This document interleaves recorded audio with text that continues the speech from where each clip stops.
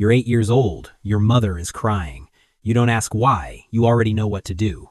Stay quiet, don't add to the burden, take care of yourself. And from that day on, you never stopped. Psychology has a name for this child, the child who grew up too fast. They didn't lose their childhood suddenly, they outgrew it quietly. No one told them they were becoming an adult.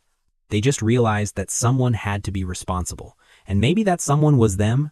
Psychology calls this parentification. It's when a child is expected to manage emotions, their own or someone else's, before they're ready. The brain adapts by suppressing needs. They learn to stay calm, solve problems, be mature. But they also learn that their feelings come last. They weren't born strong. They became strong because there was no other choice. And this creates a strange pattern in how they live. They develop perfectionism not from ambition, but from survival. The brain learns a false equation: perfect equals safe. Imperfect equals danger. When they grow up, they can't turn this mode off. They overwork not because they love the work, but because the brain still believes that rest equals unsafe. And the sad part, even when they achieve perfect, they still don't feel relief. Because perfect is never the destination. It's a defense mechanism. And because the brain learned it couldn't rely on anyone, developmental psychology shows that children who can't depend on consistent support develop early self-reliance. They stop asking for help, stop expecting comfort, handle everything alone, even when they shouldn't have to. As adults, they appear capable and composed. But inside, they struggle to trust any support that feels temporary. But here's the paradox. When emotional development is rushed, some parts mature too early while others remain unmet. They may be wise, serious, and responsible. But inside, they feel confused, guilty, or emotionally unfulfilled.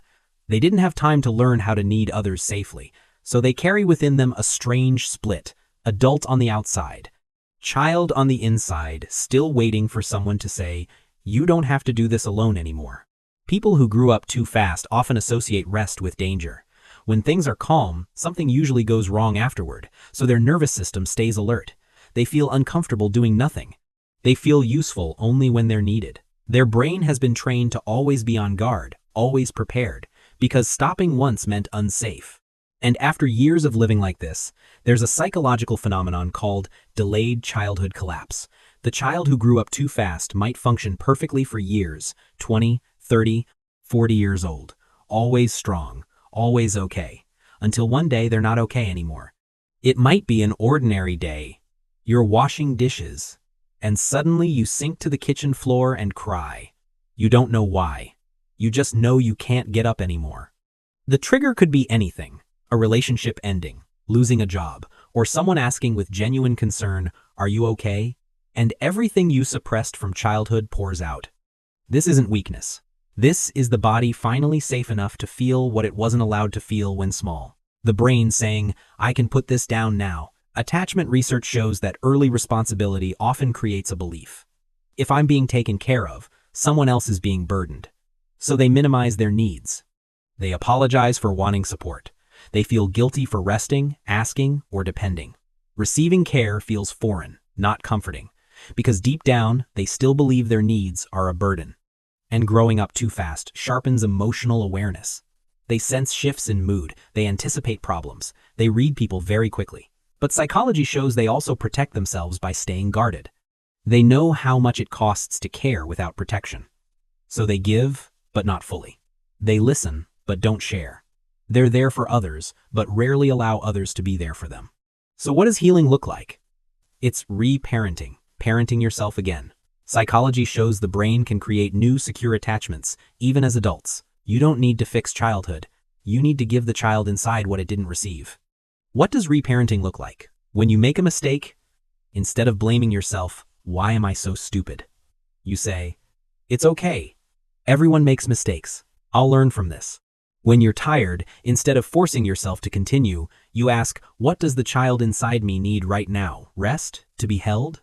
To hear that they've done enough?" When you're lonely, instead of telling yourself, "I have to be strong," you allow, "I'm allowed to be weak. I'm allowed to need others." When you're afraid, instead of suppressing it, you say, "Being scared is normal. I don't have to be brave alone." The miraculous thing is the brain can't tell who's taking care of you. When you speak gentle words to yourself, in the tone the child inside needs to hear, The nervous system registers, I'm being cared for. I'm safe.